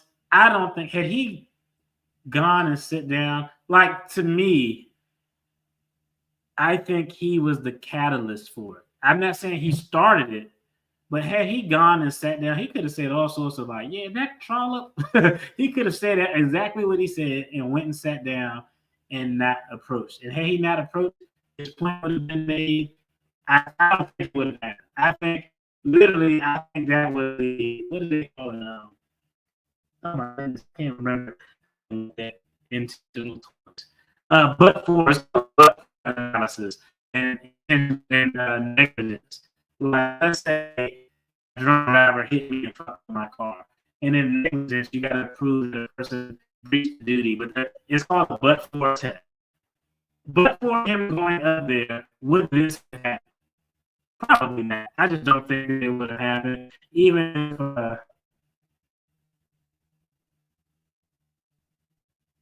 if they were looking for a fight, but I don't know. You think so? Y'all tell me if a fight still would have happened. If a fight still would have happened, I just want to talk this through because I want to understand.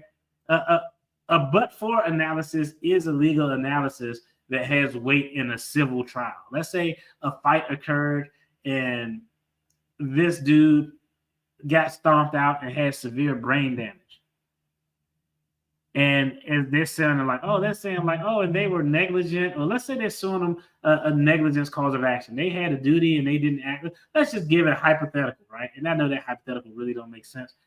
I'm not in the position to create one right now but anyway, let's give a hypothetical.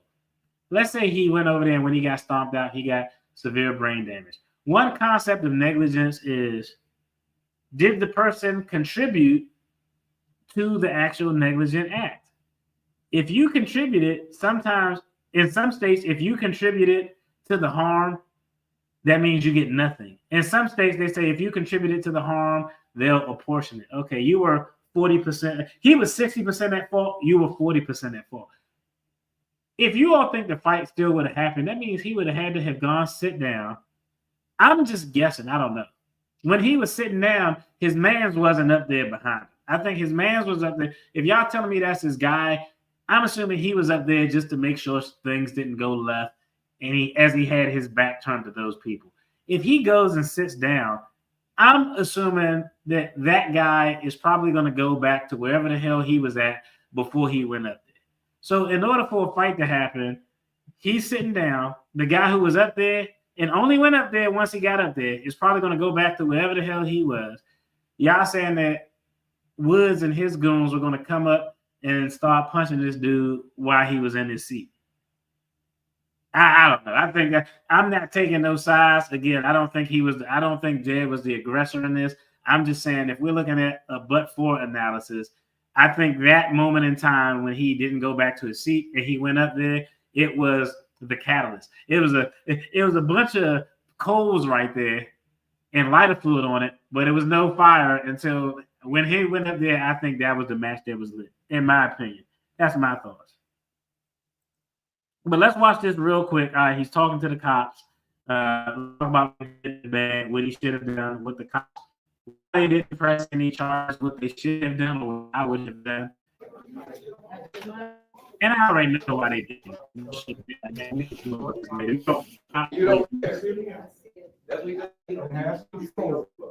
Of most of these police stations around the area, right? And so you have to understand the understanding. By trying to satisfy and pacify. Excuse me. I didn't hear. I want to ask you really simple. I feel for my safety because of things that are going on, and I'm aware of who I'm talking to. So let me say what I'm saying. I understand that you all don't like the camera, But I am asking you as a victim if I can take a report. If you refuse to take a report, which you are mandated to do by your job, I'm going to sue the shit out of your department. So the question is simple. Can I get the report or not? Okay, so if I'm gonna go over there where I don't feel safe, then you're gonna let somebody come with me as a witness because I don't trust you. Thank you. Thank you. So, and they're gonna have their camera. So is it you? That's fair. Let's go. Yeah, I think that's fair. They're in a The public police are building. not supposed to control it. I'm a victim. Can't tell them not to They record. can't tell me no. They would have definitely, y'all make me rich as if you want to. He needs to stand down. Not a good officer. No, he's not. Yeah, Outside, right around the building. That's fine. I only been an advocate for my entire life. I think so. Want this back? No, please keep it because I don't trust them.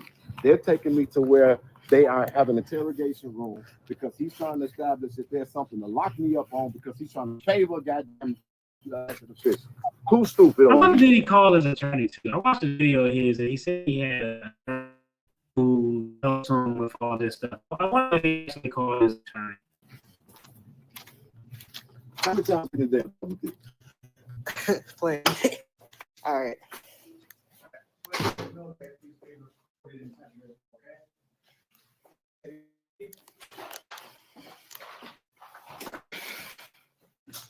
For the simple fact of everything, do you need your second officer? Yeah. Yeah. You the supervisor? Yeah. It's a sad day in policing. Yeah. That's always fair. Always have a second person in there. Shit, I do that now with meetings. Like, always have a second person in there to attest to what happened. He requested to have a second person in there. I think it's fair that they do the same thing. I think that's all. So you had no de-escalation training? Out of curiosity? Did you the supervisor, and I'm addressing you. Did you have any de-escalation training? Did you have it? You all went to the same academy in the Chicago Police Department, so you should know how to de-escalate. You should also understand how your body language, you should know how your body language could affect situations. I'm here, you want to be here, so I don't know why with the dichotomy you had. What? Because what? He's getting it. Are you want to talk to me or not? What's up? So what are you here for? I am here because inside of the inside of the Thornton Township meeting, I made a public comment. There's countless videos of this incident.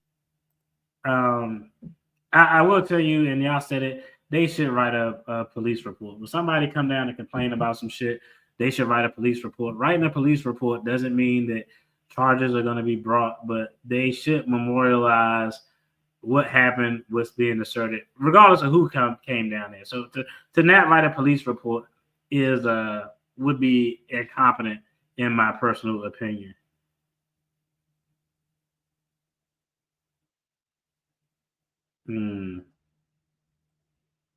Against Kamal Woods, against Tiffany. You proof? I got videos. Is this, wait, no, I got it in my phone. Yeah. It's okay. You want It's all proof? You over got the it. news, You too. definitely got it. Oh, I'm gonna have to cut this off. No, I got it on my phone. No, you don't have the proof of the attack that was defending me.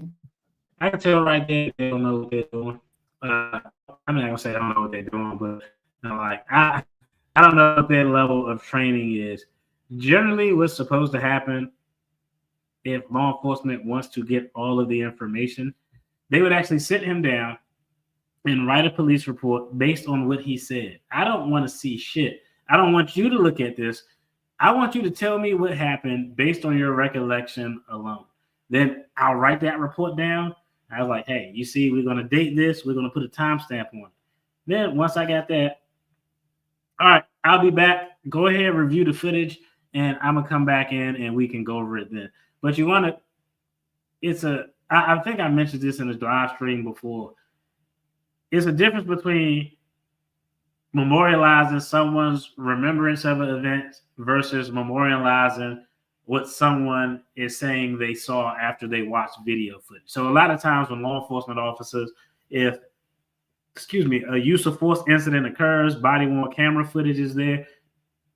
When they do an interview of the officer to get his side of the story, they don't like watch the footage, then come in, let's talk. They're like, no, they bring the officer in, the officer tells us what happens, is memorialized, then we'll have that officer watch the footage, and then we'll memorialize it after the footage. Now we can see what's based on memory, what's based on just reviewing the evidence. We can find if there's any egregious and or inconsistencies, stuff like that. So that's normally what I think what should have been done. He said he was speaking this way to officers because he knew the older officers called and warned Henyard that he was making a report to her, and Henyard and Kamal were at the station waiting.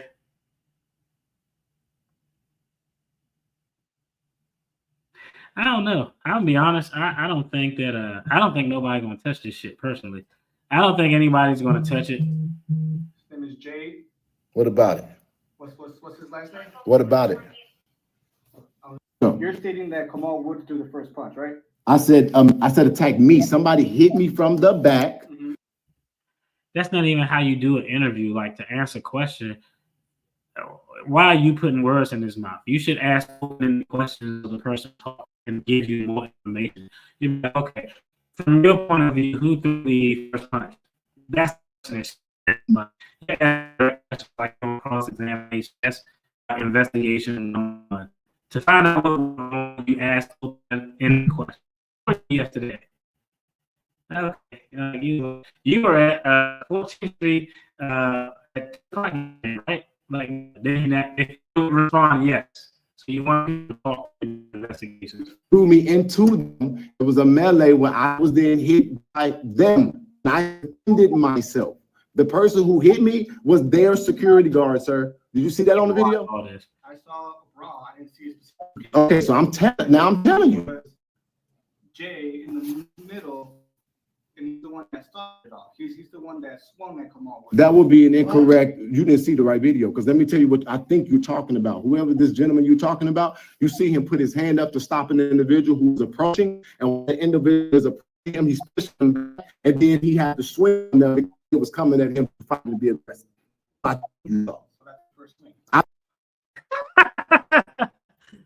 was hilarious. But I think I don't even want to watch it anymore. This is crazy. But I think that I don't think anything is going to come from this. I don't think any charges are going to be filed with anything. What should be done, like I said, I'm a proponent of, charge everybody and all y'all sort that shit out in court. And normally when you have like cross warrants is, let's say because normally this shit isn't on video, right?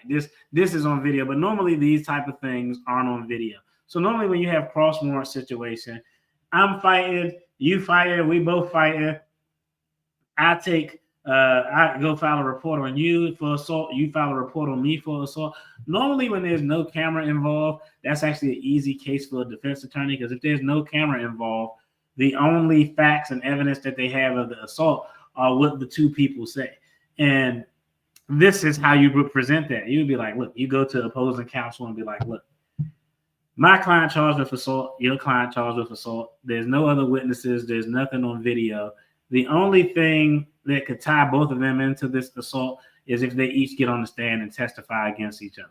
So the prosecutor wants to move forward. Let's go to the prosecutor and say that neither client is willing to testify. They're both going to plead the fifth. If nobody goes up there and testifies, they'll have no evidence of what actually happened. So it likely result in a dismissal at trial. Most times it'll be a dismissal before trial. Because there's video footage, it's a little bit different. I think the best approach should be to just charge everybody with whatever you can. We're going to throw in the assaults. We're going to throw in the disorderly conduct. We're going to throw in all of that stuff. We're going to throw in the aggravated assault if it's found that this is a public place, which I think it agreed, and if it's a determination of a government employee being in their government capacity. We talked about that. That could go either way. I would just charge everybody with everything and let y'all fucking sort it out in court. When we go to court, hey, prosecutor, you just arguing this case to get everybody involved. Now, what I would do if I was a prosecutor and I see all of these charges, I would probably dismiss the charge against Jed in exchange for his testimony with the video, because I think it's readily apparent from watching the video that whatever his involvement was in the fight, he probably should have said his ass, but I don't think he was the physical aggressor. He didn't even take a step forward, really. He was kind of pushed into the circle of competition. He pushed into the ring, in my opinion. So I think the more likely approach would be, we're going to stick with charges for everybody else, not this guy, because this guy appears to be physically aggressive, despite what he did before or after. I think that's a factor. But I don't think nothing. I think everybody is tired.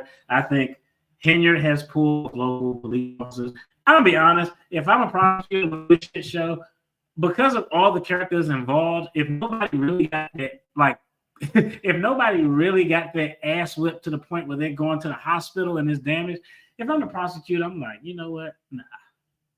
Like, you know what? Like, I'm gonna let it go. Prosecutor reserved the right, and he would have a valid argument. The argument could be, and normally they'll say something to the effect of, in the interest of justice, we aren't pursuing this matter. And they could cite resources. They could cite, after reviewing this matter, it appears that all parties involved were involved in, mutual combat. The one person that we know and identified who was probably against his own volition, pushed into the melee, we wouldn't bring charges against him. Everybody else, it wasn't a one-on-one, but everybody else, hey, you assume the risk. I just don't think no one wants to touch it. If I'm a prosecutor, I'm like, yo, let's wait a month or two whenever these elections are, and hopefully all this shit just goes away. So now they got the report. If they can take their time with it, that's what I would do. Officers, you all write a report. You give the report to me as the prosecutor. I'm like, we're reviewing the facts. We're reviewing the statements. We're reviewing the video to make a determination. And I mean, if these are assaults, they probably got 3, 4, 5 years to make a decision. I'll just sit on it and be like, man, I'm gonna sit on it. Nobody went to the hospital. They was egregiously, like, really fucked up. I'm gonna just sit on it, see what happens. And if it plays itself out favorably where everybody's gone, I'm gonna pass. Let's see real quick. I want to go ahead and check out some of these comments. Yeah, oh, of course not. I don't think so. Like, yeah, I don't think so. He's the one person who I feel confident in. Like, nah, not that guy. Everybody else, yeah, if they got charged, I wouldn't be shocked. But I agree. It's not because of who he is. I appreciate the comment, Lady Luck. It's not because of who he is, but his posture wasn't that aggressive. And I can't throw you in a fight pit and expect you not to fight. That's just stupid. That's rude to charge everyone. That's reckless, because even a charge has collateral. Nobody, you know how many times, I don't know if it's rude. Hey, shout out to you. I don't know. I call it rude. A lot of times it's a strategy. Let's take it out of this scenario. All right. Like, it's rude to charge everybody because charges have collateral. Yeah, people gonna lose their fucking jobs.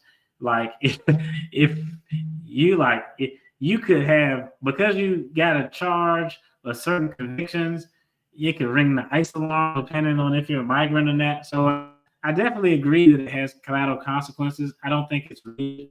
It's a filtration method that prosecutors use to get to the bottom of what's going on. It just is what it is. I mean, the scenario where you normally see it is I'm driving in a car and I'm in the back seat with 4 of my friends. One, I'm not going to be in a car with five ninjas anyway. That's just probably not a good look. But I'm in a car with 4 of my friends. Someone has a firearm under the passenger seat. Firearm is under the passenger seat. Marijuana is under the passenger seat, whatever it is you want to call it. In those situations, now there's 2 schools of thought. I guess the legal approach that would probably be more legally sound would be, Who has actual and or constructive possession? No one has actual possession because it's not on anybody's physical person. I'm just in the back seat, is under the seat on the passenger side. The driver may not even know is in there, but nobody has actual possession. So the next question is, who has constructive possession? Well, constructive possession means you have control of the instrument with which the item is found. So you own the house. I got a brick. I got a brick of tar under my mattress in the guest room, unbeknownst to you. Not under the mattress, because now is because of the proximity. Let's say I stash it in the kids' playroom under a panel in the floor, because nobody gonna ever look in the kids' playroom for this. You don't know. I don't have it in my room within arm's reach. They're gonna be like, well, whose is it? And let's say when I wrapped it, I just wiped all the plastic off. There's no fingerprints on it. So they're going to say, well, the homeowner is in constructive of possession because this is his home. They are the ones in control of the instrumentality. But officers don't like to do that because how often do, like, you know how many times people have no clue what other persons are bringing into their homes? So normally what will happen is, you know what, we're going to charge everybody and sort it out. That firearm, that marijuana that was under the passenger seat, it probably was the passengers, because it's hard to put a firearm at least under a seat from the back because just because of how the seat is built. But most times in those situations, you'll see like, hey, we're going to charge everybody involved and just get people talking and figure out who is in fact the possessor of the firearm. It's not a, I mean, yeah, it could be better approaches to do it, but that is, I mean, it just kind of happens that way sometimes. Yeah, that also get prosecuted and because of various reasons. And like, I mean, yeah, there could be a collateral damage. Like if you're a teacher and they found out that you were riding in a car full of people and there was a gun under the back seat and you're like, it's not mine, it's not mine. It's like, it's probably not good. But if the charge is ultimately dismissed, if it were to go to trial, they're probably not going to find that it was yours. I think you could probably figure something out to make that work out in my favor as the person in the back seat. But once the charge is dismissed, because it was dismissed, I could get it expunged and it's as if it were never there. But you are true, Royster, the collateral consequences just could be there. That's why, hey, you don't violate two or more of the rules stupids. Go stupid places with stupid people at stupid times and do stupid things. Anytime you violate, they use it, but should they? I mean, I don't know. Like, I think it's a valuable strategy. Like, grandma owns the house and her grandson has drugs and guns stashed in the basement. You want them to go with the constructive possession theory? Well, grandma, since it's your house, you're in constructive possession of the instrumentality where those drugs and guns are stored. So come on, let's bring your ass in. Like, no, you're not gonna do that. Grandma gonna stop. They probably that's an extreme scenario because I think everybody will be like, yeah, it probably wasn't grandma. You never know. Grandmas could sell birds too, but that's an extreme scenario. But I don't know. I think I think sometimes to get it to the bottom and identify who the actual perpetrator is, it's a good method. It's probably not as a good method when it's a person who appears to be a good civilian, no record, no ties to a criminal mind. But if you bust into a party and everybody in there has prior criminal drugs and gun history, like they're gonna be like, everybody gonna be like, I don't know whose it was. I don't know who the person owned it. Everybody gonna say that. So situations like that, I can see why they charge everybody to shake the tree, see what leaf falls, so they can identify who it actually belongs to. Now, of course, they're gonna do their due diligence and fingerprints and all sorts of stuff to see if they can get those type of things. But yeah, definitely a lot of video evidence. But yeah, I think Jed is free and clear on this one. That's funny. I just said that. It's shaking the tree to see what's happening. And I'm gonna be honest, like everybody talks. Not everybody, but like 98.99% of people are gonna talk. Like they're gonna be they're gonna be like, hey man, I don't know whose it was. I like y'all didn't see that video of it was like 3 sisters pulled over. They were going out clubbing. I can't remember what they got stopped for, and they found drugs in the car. And all of them, the cops like, I'm taking all of y'all in. There's drugs in the car, unless y'all tell me whose drugs it is. And one girl was like, she telling the other girl, and the cop was like, where she keep the drugs at? And the girl was like, she keep it in her wig. The cop go over and he starts searching through her wig. That would actually be a funny video review. And he finds all these baggies of drugs in there. Everybody, not everybody, most people are going to tell. So I think that's true. Most people, yeah, people do need to learn their rights. You can avoid a lot of that.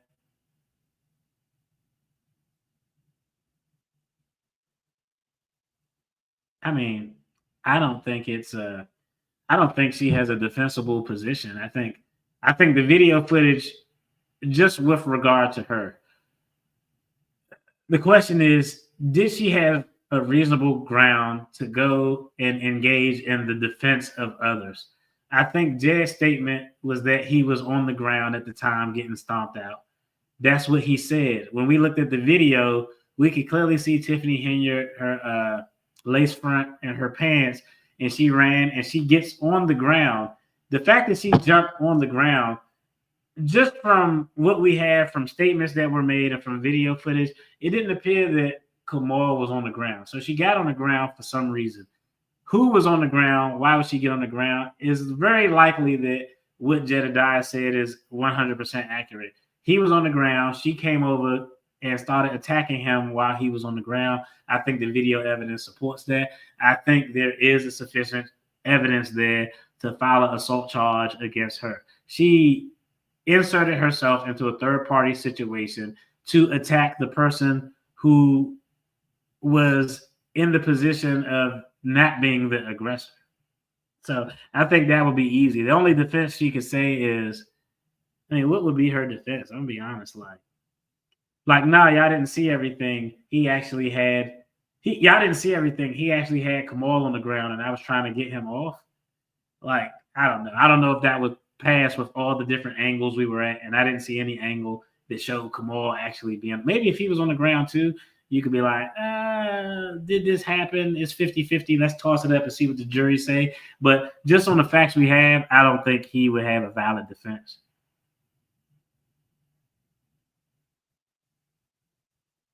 Yeah. I mean, I just don't think there's enough there to say that he wasn't defending himself. Like, everybody else,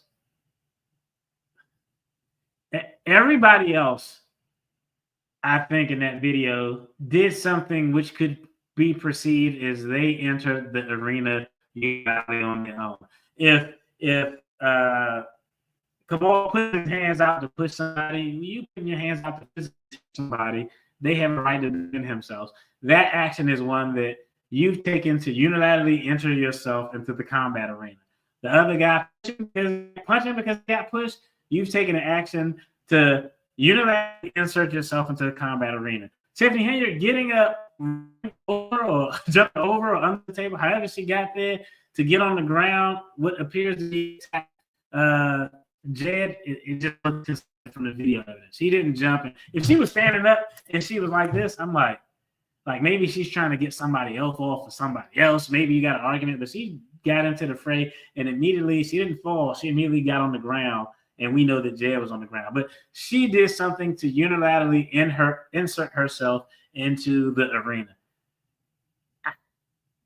I mean, yeah, Jed shouldn't have got up. But I don't think him approaching inserted himself in the arena. One thing that he did was smart. He stood a little past arm's reach. He never at one point took that overt step to kind of do something that would unilaterally insert himself in the arena. Now, if you pushed in the arena, hey, so I don't even think a misdemeanor would be appropriate for him just under these facts.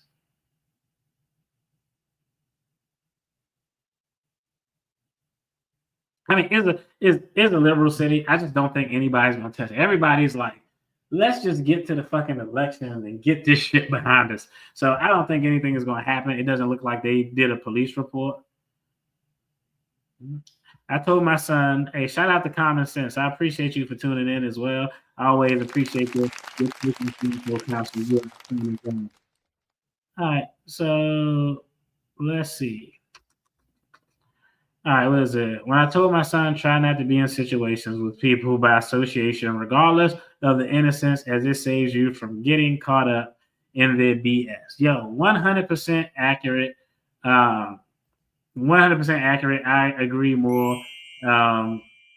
Yeah, just try to avoid that. In this situation, let's just be honest. Everybody knows it's a public forum, and you all should be able to go to a public forum without having bullshit happen. But this is the epitome of every rule of stupid violated.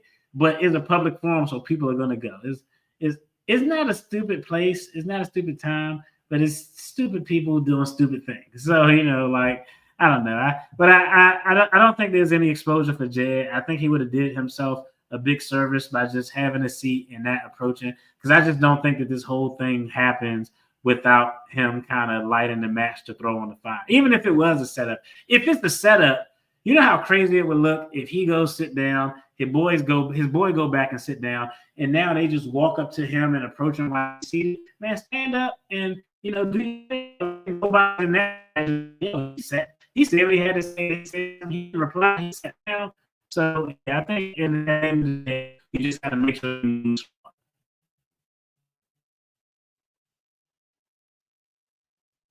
Now, everybody talks too much. I mean, like, it's a situation, definitely a statement. I think Tiffany should be charged because she said that she was sitting jail. She claimed fears for her safety. She never get back to what she did. You clearly on from comment. I agree. I think that's a violent charge. I think for sure. This is just me. I think for sure, gray shirt, sweatsuit with the gray stripe, and Tiffany Henyard probably have the cases where their charges will stick up. I think even with Kamal, he has some argument, because the argument he would make is, yeah, I put my hands out to push somebody, but how close do I got to let them get before I take an effort to keep them from a position where they can harm me? Like, it goes back to that scenario. Like, hey, you got a gun on me, but I can't shoot you until you shoot me. He hasn't fired a shot yet, so I can't return fire. Like, no, nobody's gonna be like, if someone runs up on you and tries to rob you, and they don't pull their firearm out, but they say like, yo, give me all your stuff, and you going in the house with your girl. She's like, bro, get out of here. And they like, I'm not playing. They lift their shirt up, and you can see the gun tucked in their waist. Do you think you could shoot that person or not? Like, generally, he has a firearm. He's using it as a device to threat and or control, even though he's not pointing it at you. For somebody to draw their firearm from appendix carry, if they're good, 1 second. If they suck, 3 seconds. Like, no, you would be within your right if you say, like, it could all be on your Ring camera. Like, yo, he lifted up his shirt and showed me his firearm. I know my draw is 1.5 second. I know his draw probably not. So I just went to work. Nobody's going to be like, oh, you were in the wrong because he didn't pull it out and have it pointed to you and actually tried to shoot you. Like, that would be crazy work. Let's see. They're gonna remove her because it's just so far removed. But yeah, I mean, yeah, I agree. That is crazy. Kamal's a coward, just like Super Stupid. They would flip on the Marcus and the other one. Ain't no loyalty for people who goons or engage in alleged criminal activity. Suspended without pay. I agree with that.